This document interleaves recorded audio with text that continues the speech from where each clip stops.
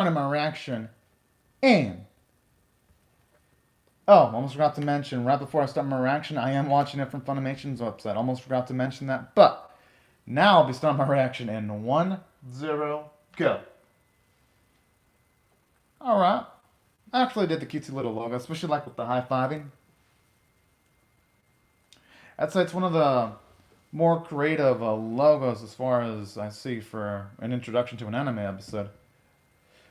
Dun, dun. I always love the samurai looking robotic machine in Funimation's logo too. Alright, now it's back.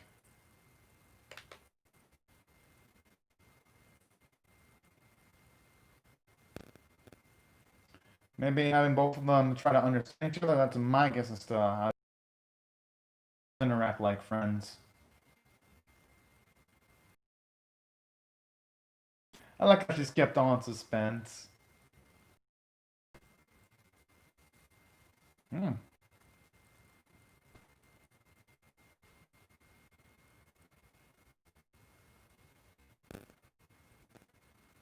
Oh.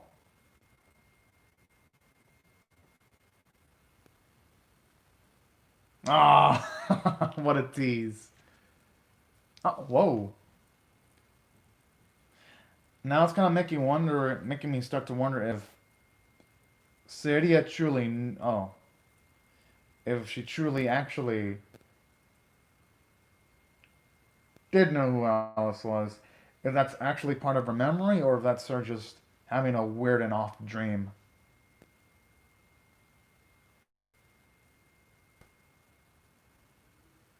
Yeah, it's gotta be some kind of dream or even nightmare too.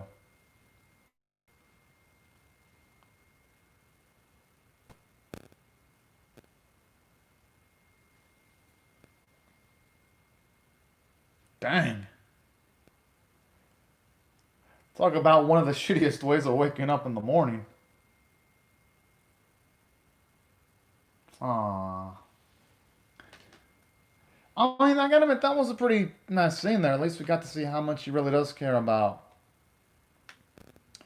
her friend, concerning the fact that we saw her legitimately have tears like that. Because you normally wouldn't have those type of tears for someone that was just a normal friend. They'd have to be really damn close to you for someone to be reacting that way. So, yeah, all right, dig it. Gives the series at least an extra thicker emotional touch right there. All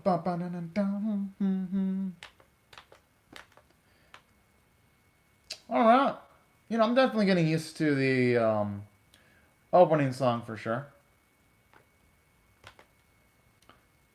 And I even like the style too, where you got some 2D animation with seemingly realistic objects just to render with some nice filters to give it a um, nice visual little punch there.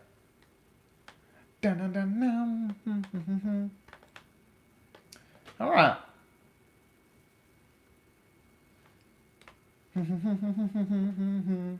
I like the happy vibes the opening's got, yet this series seems like it's going to have some dark layers into it, though.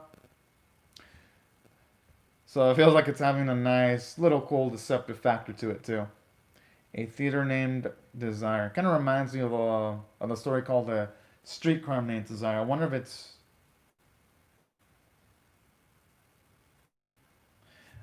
One of the series is going to have more references to, like, older literature. That'd be pretty nice. If it did.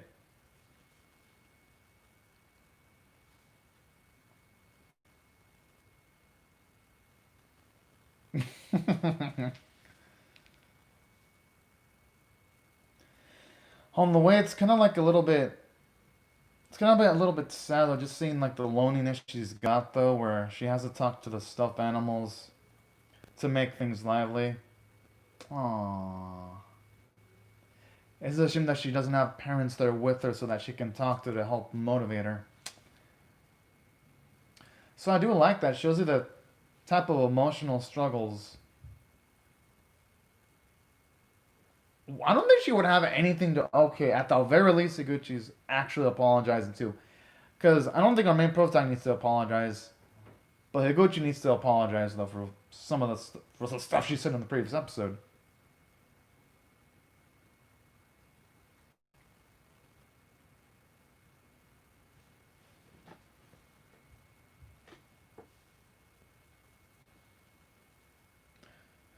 I mean, regardless, even if they seem a little bit fishy,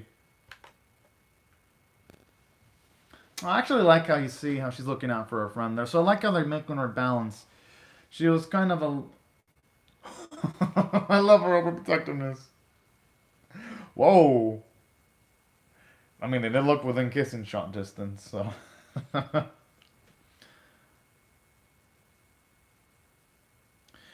I'm not gonna blame her for being worried, though.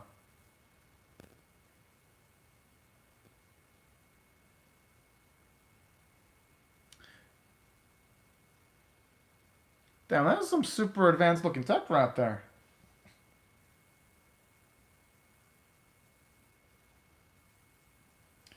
I don't know. Whenever I hear TMS, I just think of the TMS anime studio that does series like a Megalobox or Fruits Basket. All right, already on a first name basis. Hell yeah. And plus, it helps clear the air too, because if they're on a first name basis, it'll make acting a lot more easier with Saeria if she's comfortable with the people she's performing with too.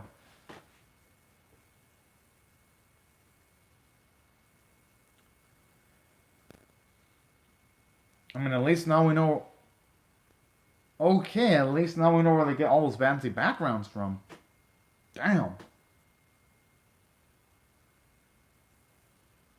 It's because the TM. Oh, yeah. I mean, you know what they say. The higher the risk, the higher the reward.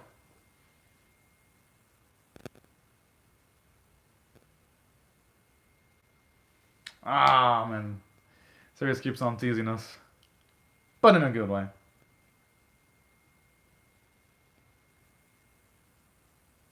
Oh, that's pretty fucked up. That they straight up just did that. But that's life, though. You always gotta be careful when it comes to competition. Because they always try to get the upper hand.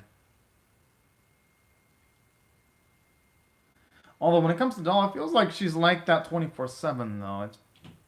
It's what their doll like features and doll like personality. Feels like she wouldn't even have to act. Feels like it'd become net. Wait, what?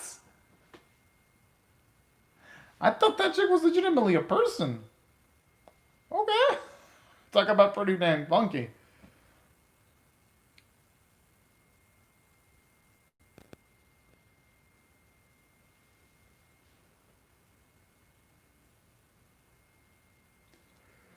Well, that's not sad though, you know? I mean, at least they should give it a name so that they can feel a little bit more comfortable with it.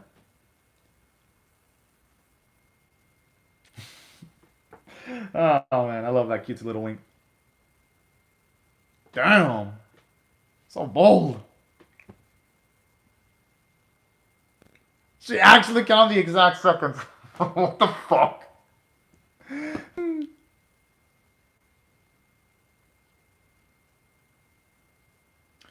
Damn, you can definitely tell where she wants to shoot her shot.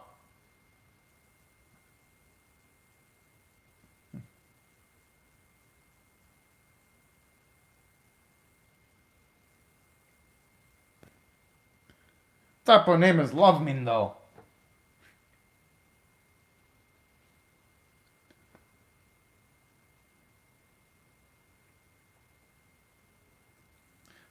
I mean, probably wants to build up chemistry with the new one.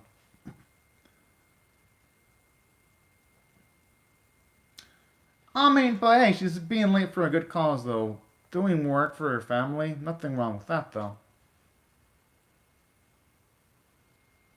Oh, because I don't kind of okay.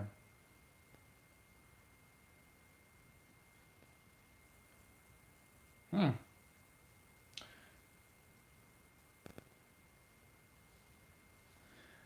Hopefully they actually develop a good portion of them. Because so far they're doing a good job of giving development to Sadia. The doll is pretty captivating too.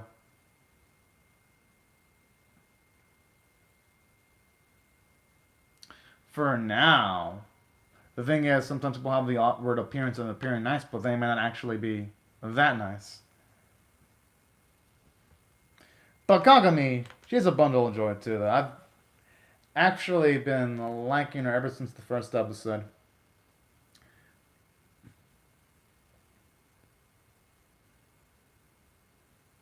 Oh boy, looks like she's opening a can of worms. Oh, fuck.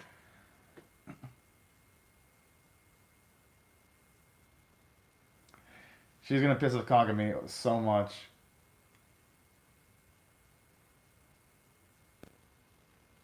Whoa. Oh, damn. I mean, going by that, she must have been super damn close.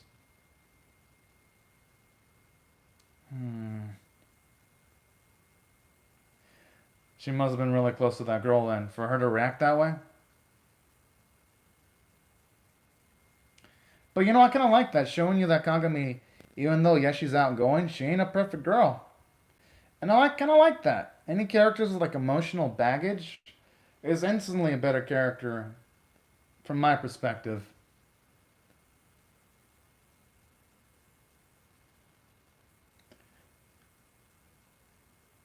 Looking like she's suffering from like a major. Oh, okay, never mind.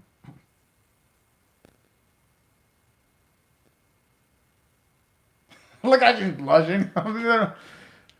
Holy. I like how this chick just casually like takes off her shirt in front of another girl. Like how casually. Talk about a lot of self confidence in yourself.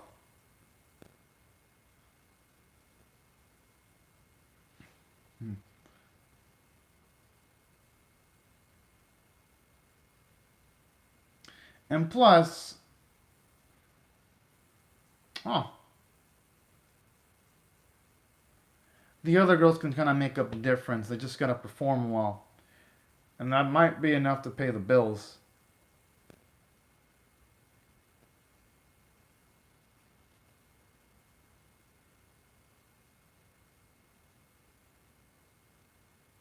I love how all the girls are probably having a wild ass imagination as to what else she does for work.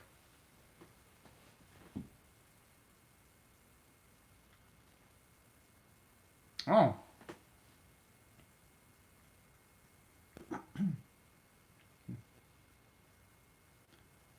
No, that's awfully relating sweet right there. I highly doubt that. Considering the age gap and all that.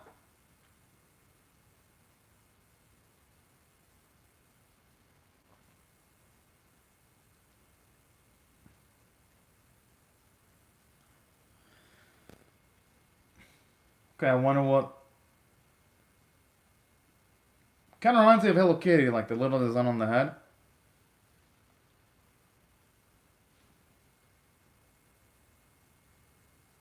Hmm.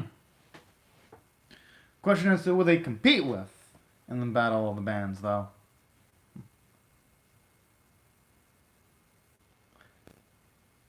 But how will they even get? How will they even break into the other idol events?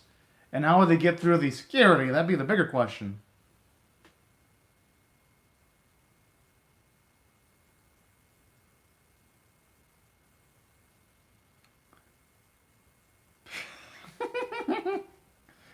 You can definitely tell this chick's been itching to wear a pop idol outfit.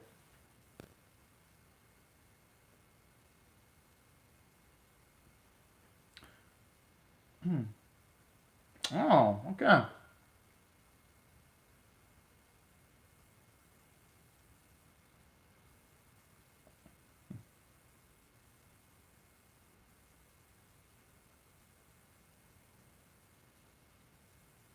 And that's in the title of the series too when it comes to Gekidol. Because I've been kind of waiting to see the idol element.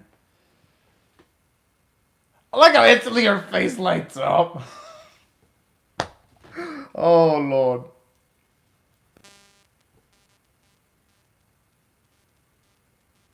I mean, She is currently injured right now. It's not like she can utilize her body for much right now. How far has she been thinking through this? Like, no, seriously. Feels like the shit you would plan like weeks beforehand. Damn. What's up with Kagami? She was so charismatic and now she's become, I wouldn't necessarily say bitchy, but she's definitely getting close to that range.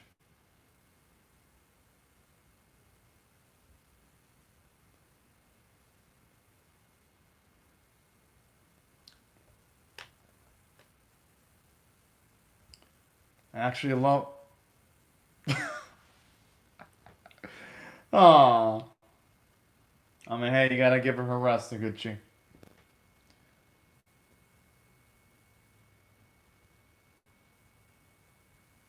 I kind of would have loved to have seen Sarah break it down to her friend, though. I feel that would have been a fun scene to witness. Oh, damn.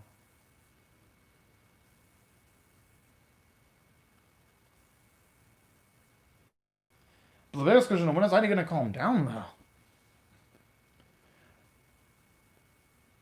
Oh, that explains. Well, okay, you know what? Now I can see where Heidi's coming from.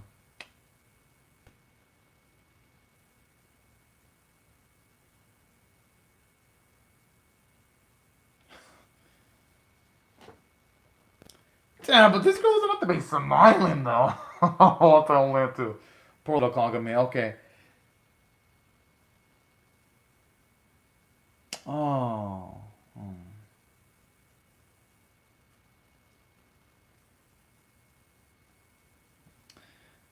I mean, hey, I mean, they actually did narratively justify why Kagami would be pissed. Okay. That's why earlier I hesitated in calling her the B word because I wanted to get to know a little bit more about her past before saying anything.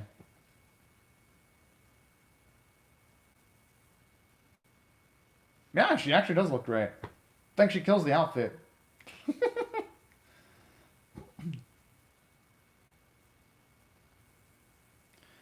I like they all have like differing and different outfits and not even uniform. But I guess that has to be one of the cool things about being in an indie idol band.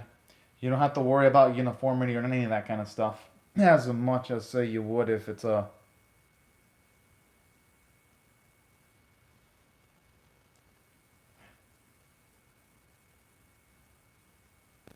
Are they really ready for prime time? Those some of the girls sound fucking nervous. It sounds as if you've got their heads held at gunpoint. Yeah, I mean, Loveline is the one who was the most excited about this, but she looks hella freaking nervous too.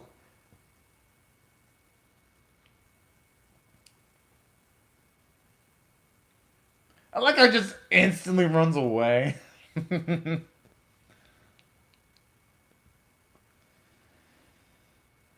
Oh,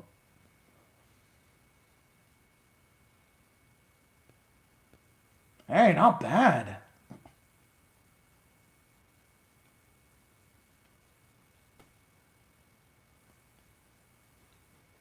Oh, and Funimation, thank you for actually translating the freaking subtitles.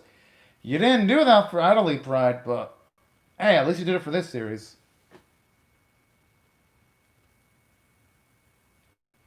Oh, son of a bitch. And they're right in rhythm, too. Aww.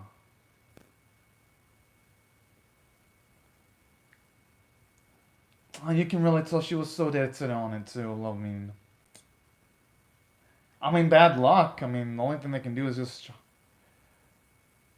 Aww. And the thing is, since this is like the first time she was in a major performance, that's gotta be really traumatic towards Seria right there.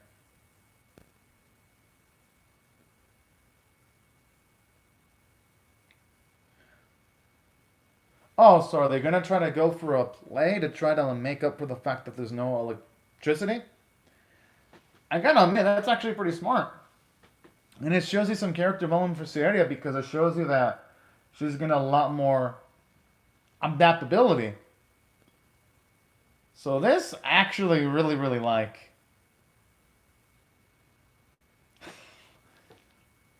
Oh, at least here Kagami is willing to patch things up with. Oh.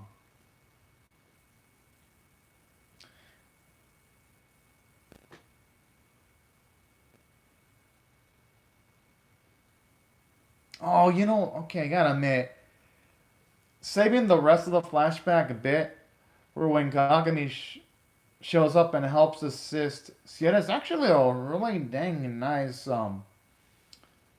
storytelling measure right now. I gotta give it credit for that.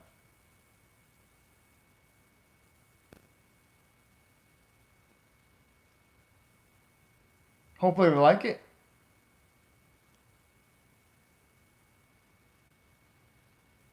Finally, you get to see more idol stuff. Actually, oh, damn it! At least show us the idol stuff. Come on. Yo, I mean, maybe they're saving the full load for when it goes off without a hitch. But it did feel a little bit rushed, though.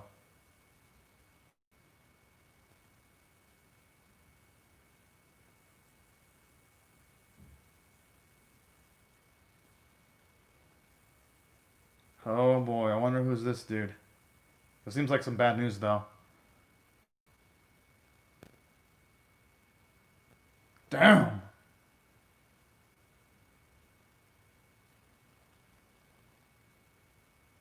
Aww.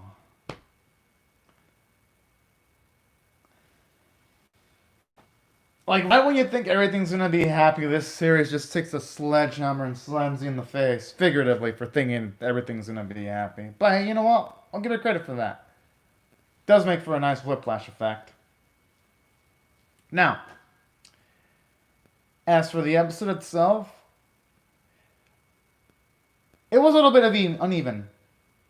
And let me explain why. I liked it overall, so I'm gonna give it an above average rating. So let me just start out by giving a rating.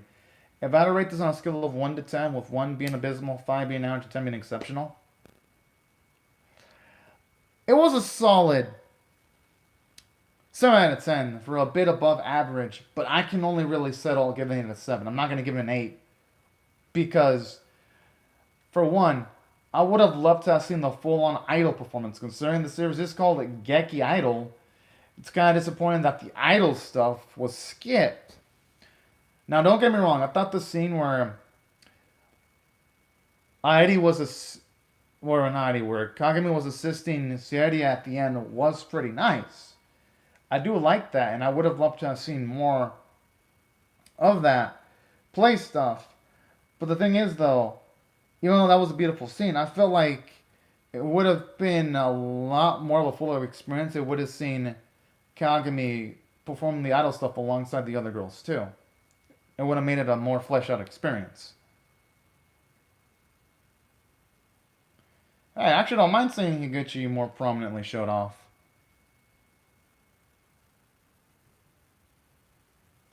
Looks like it's going to be a character exploration moment for Kagami, just considering the fact that they've shown her off a few times on the episode, which, hey, it's nice. Aww. And honestly, I don't think who can stay pissed off at anyone like Syria when they're cheering up like that, trying to open up their hearts to you, you know? So, alright, looks like the next episode's going to have a lot of feels bombs. And another thing that I also thought the episode had going for it, even though it was a little bit, no, it was rushed. I'm not gonna deny it was freaking rushed. But something that it did have going for it from a story standpoint, at the very least, it didn't mention out the details when it comes to the girl that does look like a doll, that she's a legitimate doll. I thought that was nice. Alright, I thought it colors the story a bit more. And another thing that I also like going for is, at least it shows you why, when it comes to like the SMT group, it shows us why Kagami would have an antagonistic relationship against it. So I like that, just getting to hear the emotional baggage that she has to deal with. I think it makes the episode a lot more engaging to watch. Because now, whenever SMT does do something substantial or intense, it's gonna feel epic as fuck. And that's why I really like this episode too. Because whenever they become involved, there's gonna be a lot more emotional stakes behind any scenes involving them. That's what I thought I did well for itself from the story standpoint, despite the uneven rushing. Now, from a character standpoint, I actually like this. You see Sarah become a much more fluid, just given the fact that for this episode, Sierra is actually doing things like she's like that scene where she decided to like make it into a play during the blackout was pretty darn awesome if you ask me personally. And that's what I really liked about this episode. It shows your emotional intelligence, being able to turn an opportunity, well not an opportunity, being able to turn a little hiccup into a huge opportunity for herself. And that's a badass personality trait if you ask me. And another thing I do love about this episode, aside from Sierra's character development, I do also love the fact that for at the very least this episode, you also get some nice little bit of like emotional spotlight with Kagami too. Just seeing her flaws, seeing how she can easily get angry when she shouldn't get that angry. That type of stuff, and seeing her have that little bit of a maturity made her a much more awesomer character in my opinion. And that's why I thought the character running was pretty darn good. Hell, I even like how it redeemed Higuchi because with her, at the very least, it shows you that she's showing concern for Sierra and that she's more than just a hard ass. That's another thing I also appreciate about this series. And that's why, even though this episode was uneven in some bits, I had to give it a 7 out of 10. And as for the other stuff, like animation and artwork, animation quality was good. Except for like maybe a few background animations here and there, but for the most part it worked. And I also thought the artwork was pretty nice and on model too for the most part. And that's why if I had to rate this episode on a scale of 1 to 10, it had to be above average for me. But anyways, these are my thoughts on Gekidol episode 1, y'all. I'd love to hear your thoughts on how you feel about my reaction or the episode itself in the comment section below. Hope y'all rate the video, share it, comment, subscribe, and I'll see you guys later if you come back for more, because I'm definitely going to be reacting to Gekidol episode 3. But anyways, thank you all so much for watching, y'all, and have a fantastic day. Bye-bye.